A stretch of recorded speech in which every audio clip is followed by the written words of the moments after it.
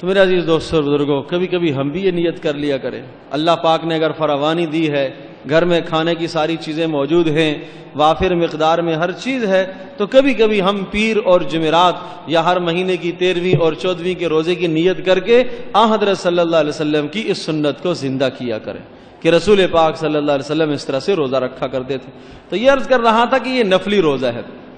تو اس نفلی روزے میں آپ زوال سے پہلے اگر نیت کریں گے، زوال سے 1 گھنٹہ پہلے تک آپ نیت کر لیتے ہیں تو یہ آپ کا روزہ جائز ہو جائے گا، لیکن وہ اس شرط میں کہ جب آپ نے صبح صادق سے لے کر اس وقت تک کوئی شے نہ کھائی ہو اور نہ پی ہو، یہ آپ کا روزہ جائز ہے۔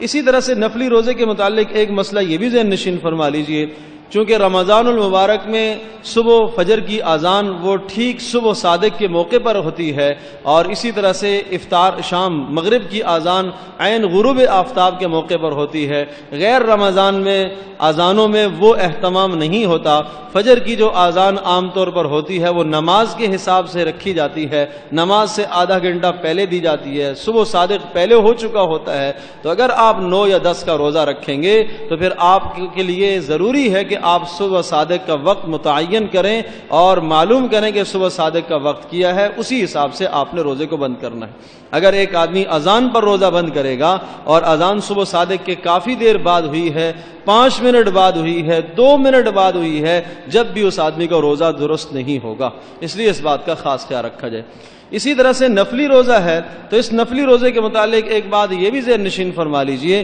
کہ نفلی روزے میں عورت کے لیے یہ جائز نہیں ہے کہ وہ شوہر کی اجازت کے بغیر روزہ رکھے۔ نفلی روزے میں ضروری ہے کہ عورت جو ہے بیوی اپنے شوہر سے اجازت لے کر روزہ رکھے۔ اگر شوہر اسے روزے کی اجازت دیتا ہے تو درست ہے، اور اگر نہیں دیتا تو درست نہیں ہے، تاہم شوہر کو روزے کی اجازت دے دینی چاہیے، اس لیے کہ شوہر گھر میں ہے، ممکن ہے دن میں اس کو کوئی ضرورت ہو اور اسے کوئی حاجت پیش آئے، ازدواجی تعلق کی حاجت پیش آئے اور اس نے روزہ رکھا ہوا ہے، تو اس لیے اس موقع پر شریعت نے یہ حکم دیا ہے کہ بیوی کو یہ چاہیے کہ وہ اپنے خامن سے پہلے معلوم کرے اور اس کی اجازت کے ساتھ روزہ رکھے۔ دوسری جانب شوہر کو اس بات کی ترغیب دی گئی ہے، فضیلت بتائی گئی ہے کہ اسے چاہیے کہ وہ اپنی بیوی کو خیر کے مواقع فراہم کریں، اور جو نیکی کا موقع آتا ہے اسے نیکی کی از خود بھی ترغیب دینی چاہیے اور خود بھی نیکی کرنی چاہیے اور اپنی بیوی کو بھی نیکی کرنے کی ترغیب دینی چاہیے۔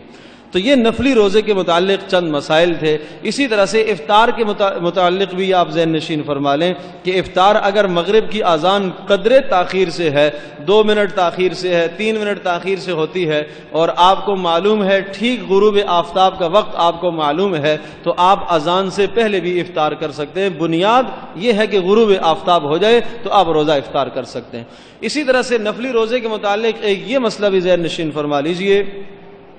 کہ نفلی روزہ اگر آدمی رکھ لیتا ہے، آغاز کر لیتا ہے، تو نفلی روزہ شروع کرنے کے بعد یہ واجب ہو جاتا ہے، اب اس کو مکمل کرنا ضروری ہے۔ اگر اسے کو بیچ میں توڑ دیتا ہے کسی عذر کی وجہ سے یا بلا عذر توڑ دیتا ہے، بلا عذر توڑنا جائز نہیں ہے، بلا عذر توڑنا گناہ ہے، نہیں توڑنا چاہیے۔ اس کی مثال ایسی ہے، ایک آدمی نفل نماز کی نیت باندھتا ہے، کوئی عذر نہیں تھا، بیچ میں سے نماز توڑ کے بھاگ گیا، چلا جاتا ہے، بلا عذر اس طرح سے نفل عمل کو باطل کرنا، توڑ دینا، اس سے گناہ لازم آتا ہے۔ اس لیے کہ نفلی عبادت شروع کرنے کے بعد لازم ہو جاتی ہے، پہلے تو لازم نہیں تھی، لیکن جب آپ نے اس نفلی عبادت کا آغاز کر دیا ہے تو اب وہ نفلی عبادت آپ کے ذمہ لازم ہوئی ہے، لہذا روزہ رکھنے کے بعد اس کو توڑنا نہیں چاہیے۔ تاہم اگر کوئی آدمی کسی عذر کی بنیاد پر نفلی روزے کو توڑ دیتا ہے، نڈھال ہو گیا یا کوئی بھی عذر آ گیا ہے، تو اس موقع پر پھر اس نفلی روزے کی بعد میں قضا اس کے ذمہ لازم ہے۔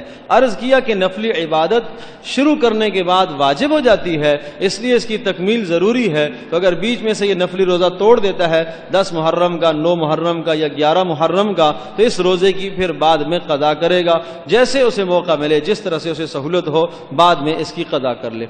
تو نبی پاک صلی اللہ علیہ وسلم سے جو محرم الحرام کے مہینے میں اعمال ہمیں ملتے ہیں، ایک تو روزے کا عمل ہے جو آپ کو بتا دیا گیا کہ 9 کا روزہ اور 10 کا، یا اسی طرح سے 10 کا اور 11 کا روزہ، یہ گویا کہ سنت اور مسنون کہلائے گا۔ جس آدمی نے یہ روزہ رکھا، یوں کہا جائے گا کہ اس نے سنت کی پیروی کی۔